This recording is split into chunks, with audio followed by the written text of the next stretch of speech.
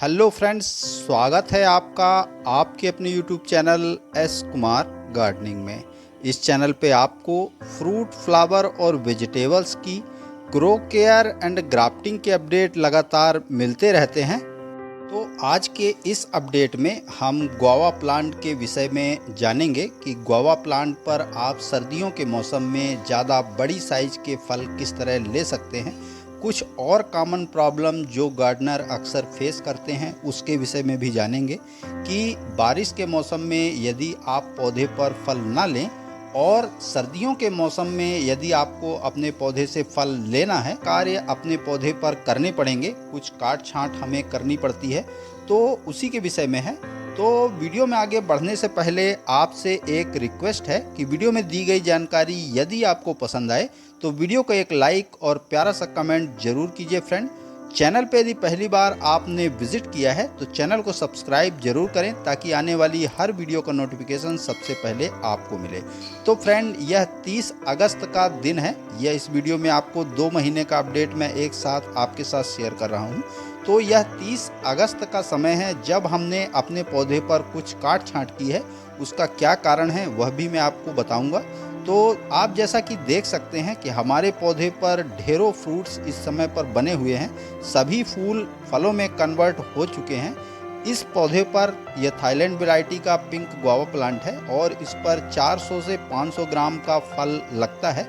मगर यदि सही प्रबंधन इस अवस्था में हम अपने पौधे का नहीं करेंगे तो हमारे पौधे के फल जो हैं वह सही साइज़ का, जो एक्चुअल साइज है इसका, वह कभी भी नहीं आ पाएगा। तो इसके लिए आपको क्या क्या कार्य करने हैं कि आपके पौधे पर बड़ी साइज का फल आए, किसी भी तरह का कीट पतंगे इत्यादि का प्रभाव भी आपको आपके पौधे पर ना आए, उसके लिए आपको कुछ कार्य करने होंगे। तो इस समय पर हमने अपने पौधे की जो एक्सेस ब्रांचेस हैं उनको कट किया है, तो उसका तरीका भी मैं आपको बताने जा रहा हूँ। तो इसका क्या कारण है, पहले इसे समझ लेते हैं कि यह काट छांट हमने क्यों की है। पौधा जब आपने देखा तो उस अवस्था में हमारा पौधा बिल्कुल घना झाड़ी नुमा बना हुआ था, उस पर बहुत सारे फूल फल लग रहे थे। मगर जब हमने इस पौधे की काट छांट की तो पौधे के प्रत्येक भाग पर, जो कि अंदरूनी हिस्से में फल फूल लगे हैं, वहाँ भी सूर्य का प्रकाश और हवा का संचार अच्छी तरह से हो पाए। इस वजह से हमने ऐसी ब्रांचेस जिन पर किसी भी तरह की फ्लावरिंग या फ्रूटिंग नहीं हुई है, उन सभी को पौधे से काट के अलग कर दिया है।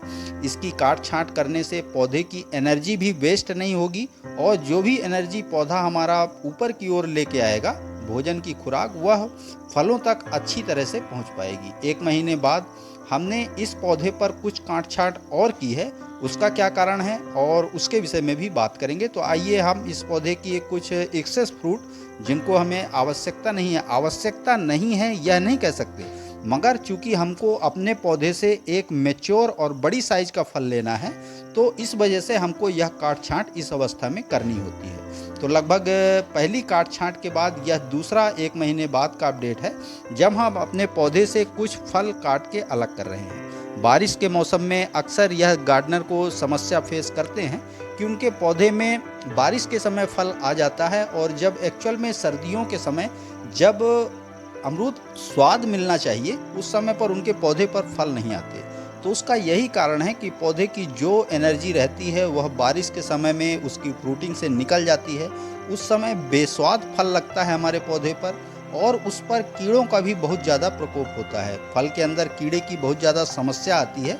तो इस वजह से मैं तो अपने गार्डन में लगे इस फ्रूटिंग प्लांट पे बारिश के मौसम में बिल्कुल कोई भी तरह का फल नहीं लेता। उस समय जब हमारे पौधे पर पूरी तरह से फ्रूटिंग फ्लावरिंग हो चुकी होती है, उस समय सभी ब्रांचेस जिन पर फल फूल लगे होते हैं उनको सब मैं काट के अलग कर देता हूँ। ऐसा करने से प्लांट की एनर्जी सेव रहती है और लगभग 1.5 महीने बाद दोबारा से पौधा फ्लावरिंग पे आता है और सर्दियों के फल इस पे लगते हैं। तो अब हमारा पौधा अच्छे से पूरी तरह से फलों से भर चुका है और एक अवस्था जब आप 1.5 महीने बाद फिर मैं आपके साथ इसका अपडेट शेयर करूंगा, उस समय पे इसके फलों का साइज भी आप देख सकेंगे। पहले भी मैं इसका एक अपडेट आपके साथ शेयर कर चुका हूं। उसमें आप पिछले वीडियो में आपको लिंक मैं डिस्क्रिप्शन बॉक्स में दे दूंगा, इस पर कितनी बड़ी साइज का फल लगता है। तो अब हमको अपने पौधे से ज़्यादा मात्रा में तो फल लेने ही हैं, साथ में उनकी क्वालिटी को भी मेंटेन रखना है कि यानी उनमें लगने वाले फलों का साइज जो है वो अच्छी तरह से डेवलप हो। तो इस कार्य को किस प्रकार किया जाना है वह समझ लेते हैं। तो जैसा आप देख रहे हैं कि हमारे पौधे पर बहुत ज़्यादा मात्रा में इस साल फ्रूटिंग आई है। यह 3 साल का एयर लेयरिंग से तैयार पौधा है और मैंने इसे अपने मित्र के एक प्लांट से एयर लेयरिंग के माध्यम से तैयार करके और अपने किचन गार्डन में लगाया है। अब हमारे पौधे पर देख सकते हैं आप कि गुच्छों में फल आए हुए हैं, मगर इसके सभी फलों को यदि हम पौधे पर बढ़ने देंगे तो फलों का साइज हमारा सही नहीं आ पाएगा। जैसा कि मैंने कहा कि इस पर 400 से 500 ग्राम का फ्रूट लगता है, वह साइज हमें नहीं मिल पाएगा। तो इसके लिए जो हमारे ब्रांचेस पर 3 से 4 या 5 या 6 के गुच्छे में फल लगे हैं, तो उसमें से 2 या 3 फल फ्रूट ही हम एक ब्रांच पर रखेंगे। बाकी जो एक्सेस फ्रूट लगे हुए हैं उनको काट के पौधे से अलग कर देंगे। आप देखेंगे कि जब हम अपने पौधे से, मान लीजिए कि आपने 50 फ्रूट इस पौधे से काट के अलग किए, ज़्यादा से ज़्यादा उन फ्रूट का वजन जब पकने के बाद यदि आप तौलें तो उसका वजन लगभग 15-16 केजी के आसपास निकलेगा। मगर जब हम इन प्लांट से इन एक्सेस फ्रूट्स को काट देते हैं तो प्लांट की जो एनर्जी है वह हमारे जो फ्रूट इसमें लगे हुए हैं पहले से, उन पर भी वह एनर्जी इन फ्रूट्स पर आएगी और हमारे फ्रूट्स का साइज भी डेवलप होगा, यानी बड़ा साइज का फ्रूट इन पे लगेगा। इस अवस्था में कुछ ऐसी ब्रांचेस जिन पर आगे ग्रोथ हो रही है, यानी कि बढ़वार उनमें होने की संभावना है, उन ब्रांचेस को भी हमें कट करना है। एक्सेस फ्रूट तो हम काट ही रहे हैं, मगर उस ब्रांच पर जिस पे फ्रूट भी लगा है, फ्लावरिंग भी हो रही है, तो उस फ्लावरिंग वाले भाग को तो हमें पूरी तरह से काट के अलग कर देना है। यह हमारी प्लांट की जो एनर्जी है उसको वेस्ट करने का काम करेंगे। तो इन ब्रांचेस को, और साथ में कुछ ऐसी ब्रांचेस जिन पर फ्रूट भी लगे हुए हैं मगर बढ़वार वाली ग्रोथ भी उन पौधों पर आपको देखने को मिलेगी। तो एक्सेस फल तो हम काट ही रहे हैं, साथ में उन ब्रांचेस को भी कट कर रहे हैं। तो आप जैसा देख रहे हैं कि अभी हमने कुछ जो ज़्यादा मात्रा में फ्रूट जो गुच्छों में लगे हुए थे, जिस किसी ब्रांच पे 4 लगे हैं, किसी पे 5, तो हम किसी ब्रांच पे 3 और किसी ब्रांच पर 2 फ्रूट ही रख रहे हैं। इससे हमारा प्लांट फ्रूट जो है उसका साइज बड़ा होने में बहुत ही सहायक कार्य है। यह प्रत्येक गार्डनर को समझना होता है और करना भी होता है। तो देख सकते हैं आप इस ब्रांच पर बहुत सारे फल लगे हुए हैं, मगर इसमें बढ़वार वाली ग्रोथ भी है, यानी आगे यह ब्रांच बढ़ती चली जाएगी और जो एनर्जी हमारे फलों को मिलनी चाहिए वह उस बढ़वार में खर्च हो जाएगी। हमारे पौधे को जो एग्जैक्ट एनर्जी मिलनी चाहिए वह नहीं मिलेगी। ये देखिए आप, इन सभी में ये बढ़वार वाली ग्रोथ है, इनकी आवश्यकता नहीं है। यदि हम इनको कट नहीं करेंगे तो जो फ्रूट लगे हैं उन पर यह एनर्जी ना जाकर वह बढ़वार वाले हिस्से बढ़ते चले जाएंगे और हमारे फ्रूट का साइज डेवलप नहीं हो पाएगा। इन काट छांट से हमारे पौधे पर हवा और धूप का सही संचार प्रत्येक फ्रूट तक हो पाता है, जिससे फलों का रंग और उनका साइज डेवलप होने में बहुत ज़्यादा सहायता मिलती है। साथ में किसी भी तरह के कीट पतंगे इत्यादि का प्रकोप भी, जैसे मिलीबग का प्रकोप बहुत ज़्यादा देखने को मिलता है, तो वह भी हमारे पौधे पर नहीं मिलेगा जब हमारे पौधे पर सही ढंग से हवा का संचार, धूप का संचार हो पाएगा। सभी फ्रूट का साइज भी बेहतर बनेगा और साथ में किसी भी तरह का पेस्टिसाइड भी आपको उपयोग करने की आवश्यकता नहीं होगी। इस पौधे पर मैंने सिर्फ 2 बार नीम ऑयल का स्प्रे किया है, इसके अलावा किसी भी तरह का कोई पेस्टिसाइड मैंने उपयोग नहीं किया।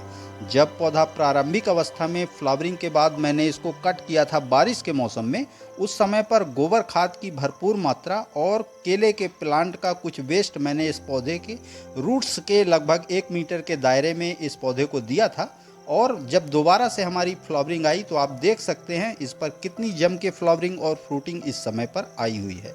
अब हम पौधे को अपने काट छांट के पूरी तरह से तैयार कर रहे हैं और अब हमारे फ्रूट, इस पर ना हमको किसी तरह का कोई खाद उपयोग करना है और ना ही सिर्फ प्रबंधन पानी का ध्यान रखना है। जब आपको लगे कि आपके पौधे के आसपास की मिट्टी अच्छे से ड्राई हो गई है, उस समय पे आप इसकी एक बार वाटरिंग कर दें।